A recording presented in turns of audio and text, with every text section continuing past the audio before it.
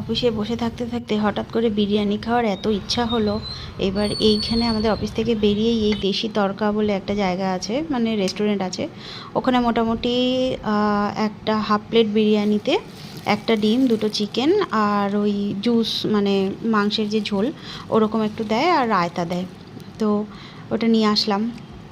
রাত্রে আমার এটাই খাবার, এখন 8টা মতন বাজে। আর এটা বেশ টেস্টটা করে দেখি, যাক অবশেষে খেয়েই দেখা যাক কেমন লাগে। তো এর টেস্টটা কিন্তু বেশ ভালোই ছিল, কিন্তু সত্যি কথা বলতে কি বিরিয়ানিটা কলকাতার মতন একদমই নয়।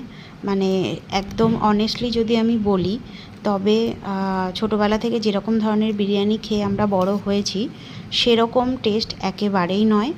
তবে ওই না পাওয়ার থেকে, মানে নেই মামার থেকে কানা মামা ভালো যে কথাটা আছে, ওই রকমই। যাই হোক, আজকে রাত্রে খাবার আমার এটাই।